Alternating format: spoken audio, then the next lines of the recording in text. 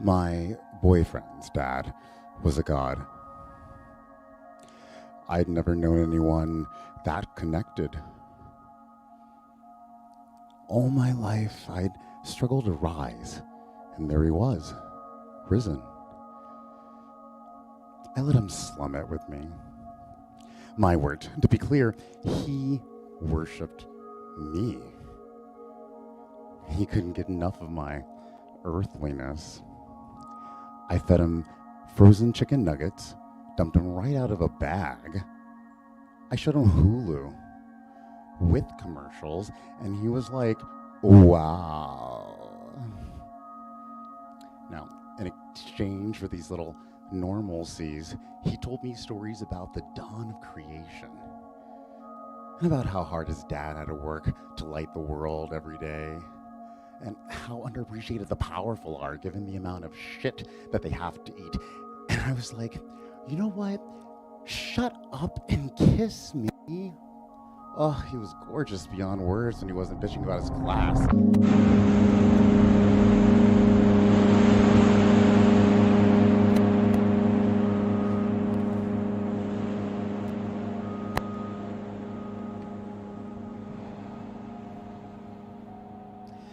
I wanted a bird for my birthday, and that was nothing to my boyfriend. Poof, and he conjured it.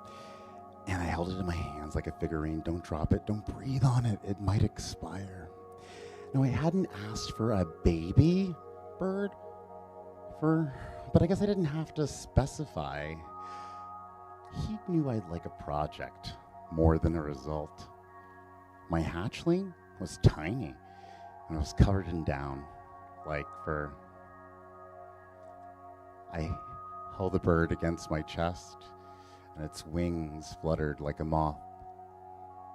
I held it against my ear, and its heart whirred like a heart. 300 beats a minute, it's hard to compete.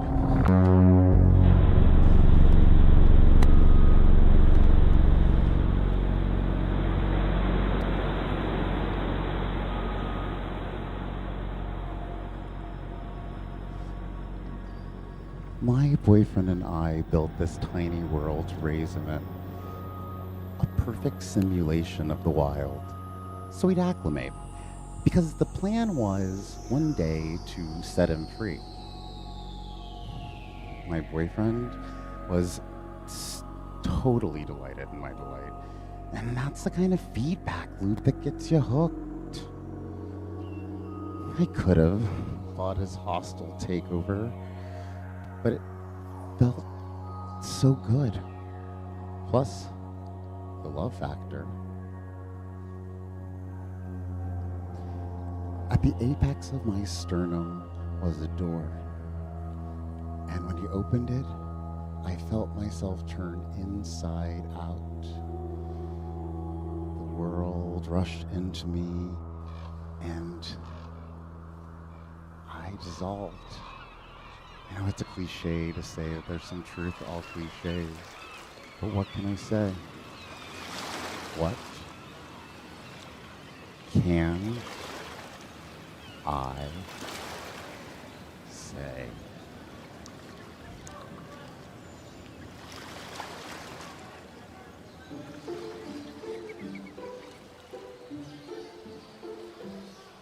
I took my boyfriend to a meeting, finally, because he asked me, begged me really, to come along. He must have brought it up 20,000 times. It felt dangerous bringing him there, and thrilling. Kind of like I was sneaking contraband into a jail. In reality, it was more like sneaking a bomb into a church. That's certainly how the others in the group would have seen it. Either way, I was tingling all over when I led him up to the door and down the dim steps and all the way inside. My heart throbbed in my throat. The fluorescence buzzed above my head. I dressed my boyfriend up like a man of the people. Worker's hat, puffy vest, whatever. And I say to him, look, you have to keep your mouth shut. My friends are fucking real ones, and they'll clock your origins a mile away if you utter even a single syllable. It's hard enough making you look like you go to CUNY back. Keep your yap shut. It's your only chance to pass. I sat beside my boyfriend. The caramel scent of his silence. Then there was the usual cheerful chit-chat, sic semper tyrannis, etc. Then Meryl called us to order, and Jordan rose to give the first report. His working group was doing housing, and they had some non-developments to report. Next, Eve shared the health committee's latest numbers. Still no major outbreaks inside the network since last year.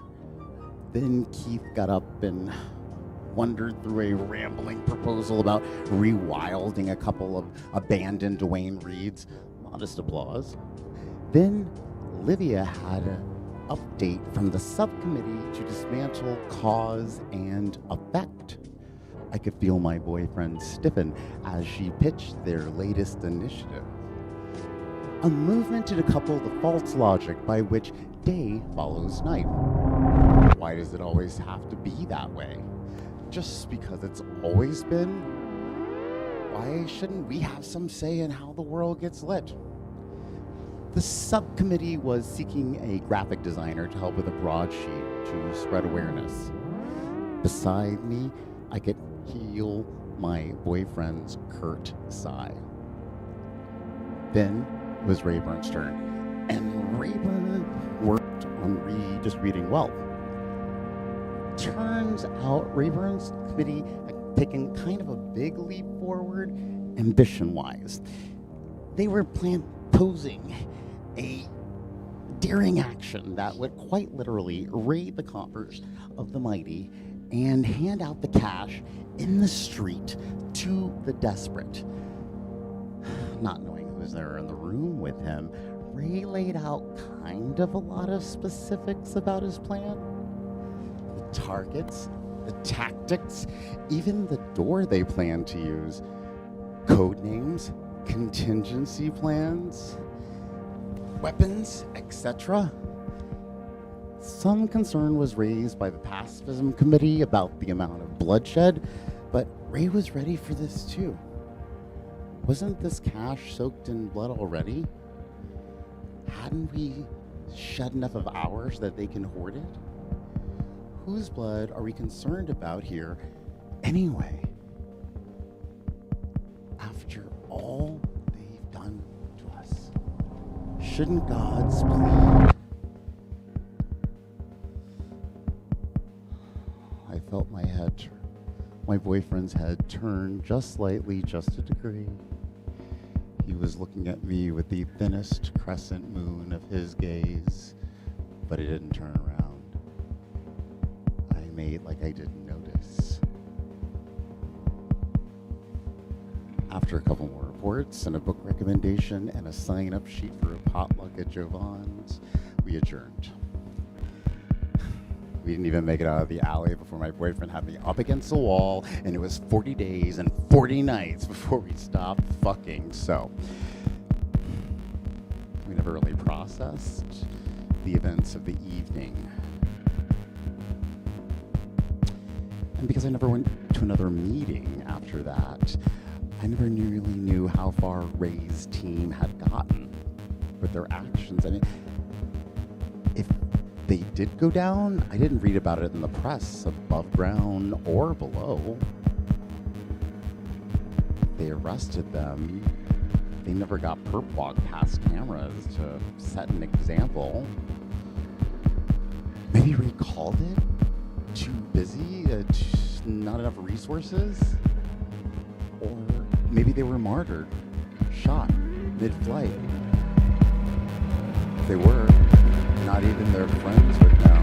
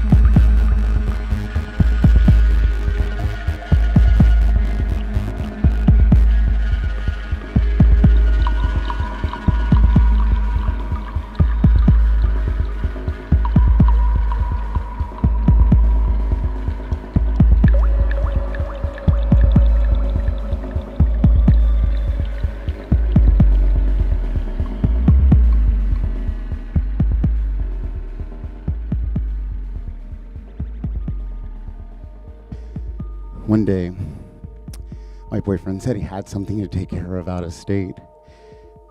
I was like, go, totally. Do what you need to do. Call me when you get there. And I kissed him goodbye. I assumed it had something to do with his father, testing out his capacity for assent or something. But we had worked out 20,000 ingenious ways not to discuss the unspeakable, so he didn't say where he was going, and I didn't ask. He didn't have cell service wherever it was that he went, so I threw myself into my work. At my job, I was developing a system to help track the books coming in and out of the special categories. It was as dull as staring at a blanket. But I counted my breathing to keep myself calm. But at the back of my mind, I was wild with alarm.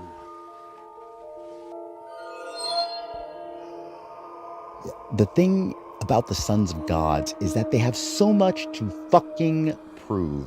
The rest of us are just trying to get through the day, but these guys have to demonstrate their worth to some kind of sky tribunal, and they have to do it by destroying a show of strength, a show of force. And it's not just worth a fucking eye roll, it's fucking dangerous to others. One light flex from one of these assholes and a mine collapses. A glacier melts. I don't have to go on. You know the kind of catastrophes I mean. We all know what a life is worth. Why don't they? Why don't they know what a life is worth? Why don't they know? Why don't they know? In private, when no one was watching, my boyfriend had a clear, cool soul. I drank from it, so I know firsthand. I believed that he cherished me. He knew that I was alive, but his patrimony was in him like a latent disease, like an unexpressed gene that mutated and started to divide.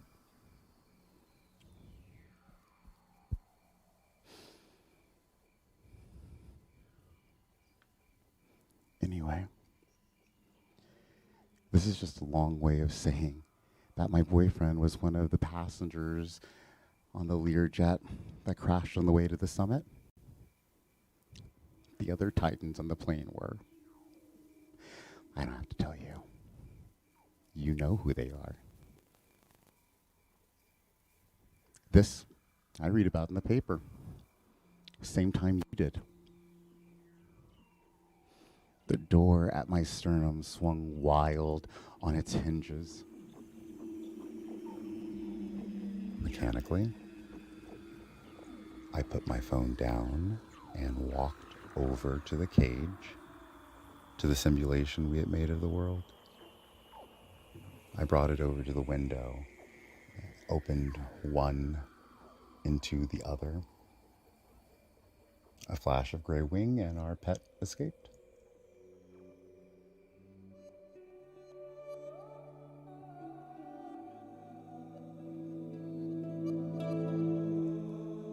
Among the physical realities we must contend with is love. It's not just hunger, health, exhaustion, the fact of being worked to death to serve the sun. Those might seem more real, but they're not. We can't survive without the bodies and souls of others. I thought, okay, so he died. Okay, so he died trying. Okay, so now the masses will dance on his grave. Love, what is it good for? Absolutely nothing. I walked through about 40 days before I felt it overtake me. Grief bent my neck. My bones dried into straws. My face hardened. The blood thinned and warmed in my veins. Membranes stretched between my toes and all across my skin. Every inch of my body came a wave of pain. 25,000 stings, the quills of tiny pinions, piercing through